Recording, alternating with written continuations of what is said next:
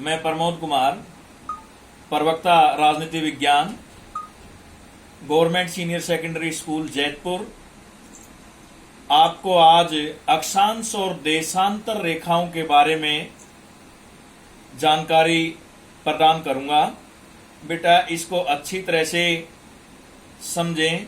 ये कक्षा 9th में अक्षांश और देशांतर रेखाएं होती हैं, उसके बारे में समझो बेटा। ये हमारा बेटे ग्लोब है। इस ग्लोब में ये बेटा उत्तरी ध्रुव, ये दक्षिणी ध्रुव। बेटा इसके बीचों बीच ऐसे 0 डिग्री अक्षांश, हमारा सूर्य ये है इस तरफ बेटे, ये सूर्य है।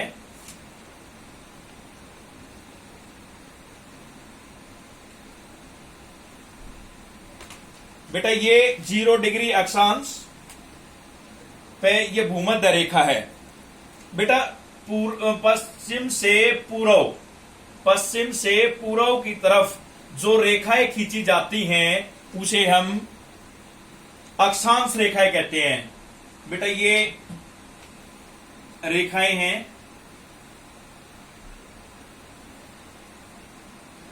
इस तरह बेटा ये 2 भागों में बट गई। भूमध्य रेखा से 0 डिग्री अक्षांश पर भूमध्य रेखा है।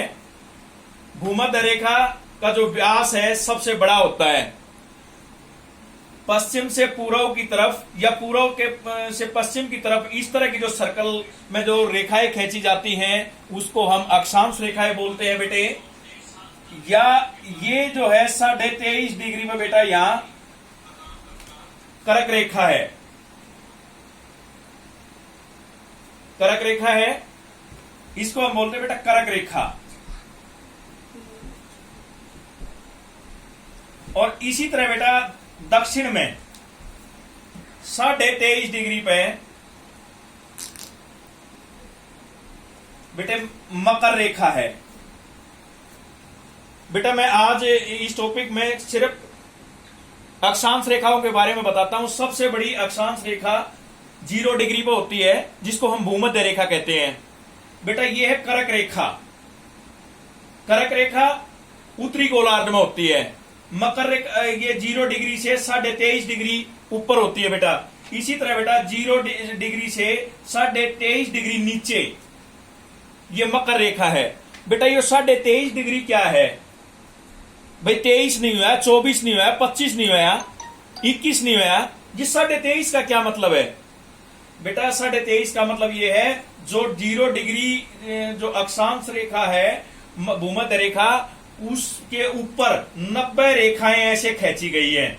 इस तरह ये 90 रेखाएं बेटे, ये जो 90 रेखाएं हैं ये ऊपर की तरफ है, उत्तरी गोलार्ध में है, और 90 ही रेखाएं दक्षिणी गोलार्ध में। बेटा कुल मिलाकर के 180 होगी। 90 प्लस 90 बराबर 180 होगी बेटा।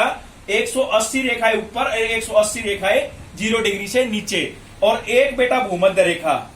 एक भूमध्य रेखा होगी। टोटल कितनी होगी बेटा? 181।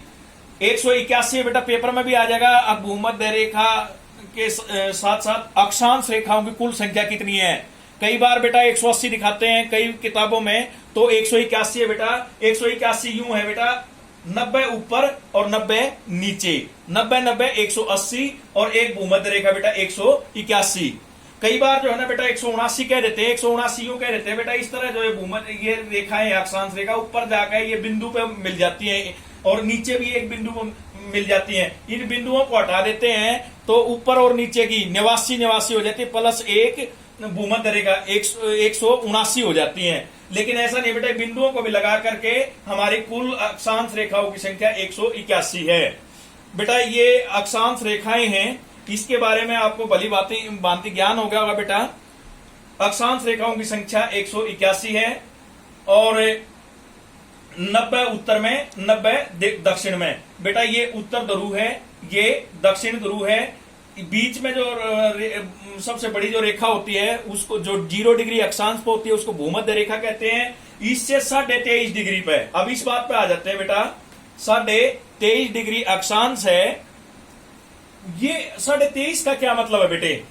बेटा यहां से लेकर के इस 0 डिग्री भूमध्य से लेकर के ऊपर जो उत्तरी ध्रुव का, जिसको हम इंग्लिश में नॉर्थ पोल बोलते हैं, उत्तर ध्रुव बोलते हैं, इस पॉइंट तक 90 रेखाएं हैं और वो 1-1 डिग्री के अक्षांश पर हैं। इनका जो अंतर है बेटे, एक रेखा से दूसरी रेखा के बीच में 1 डिग्री का अक्षांश है। इस तरह बेटा जो 23.5 डिग्री पर जो हो जाता है वो करक रेखा होती है। ये एक नया शब्द है, करक रेखा। करक रेखा क्या है इसके बारे में समझो बेटा।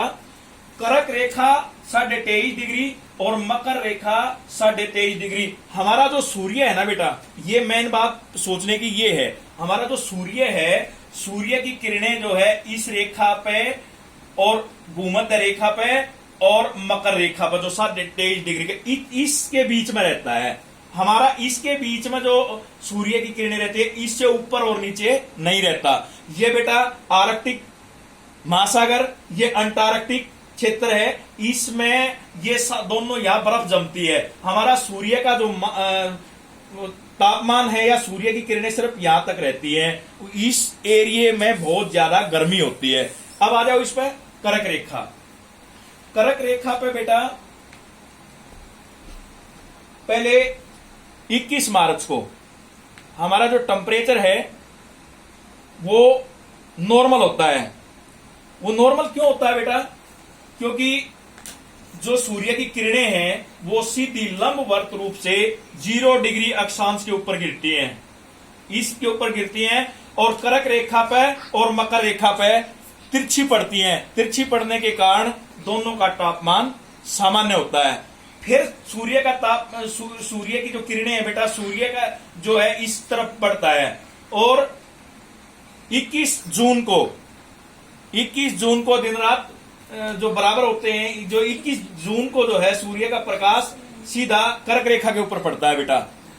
जो कर्क रेखा के ऊपर पड़ता है तो जो इसके ऊपर आने वाले जितने भी देश हैं, ग्रीष्मकालीन जो समय है उस दौरान, तो बेटा इस टाइम पर यहां पर गर्मी हो जाती है और 0 डिग्री अक्षांश पर आने वाले भूमध्य रेखा पर आने वाले देशों में तापमान सामान्य हो जाता है और ये जो होता है ना बेटा मकर रेखा, इस पर सर्दी हो जाती है। अगले 3 महीनों के बाद मकर रेखा, कर्क रेखा से फिर दोबारा भूमध्य रेखा पर सूर्य की किरणें सीधी पड़ेंगी और यहां पर क्या पड़ेंगी? तिरछी पड़ेंगी। जब कर्क और मकर रेखा पर तिरछी पड़ेंगी और भूमध्य रेखा पर सीधी पड़ेंगी, उस समय का जो तापमान है बेटा, भूमध्य रेखा पर आने वाले जितने भी देश होते हैं उन पर बहुत ज्यादा गर्मी होगी। मतलब इस समय ये सितंबर में आएगा बेटा। सितंबर में 23 सितंबर को जो है यहां बहुत ज्यादा गर्मी होगी, यहां और यहां नॉर्मल तापमान होगा।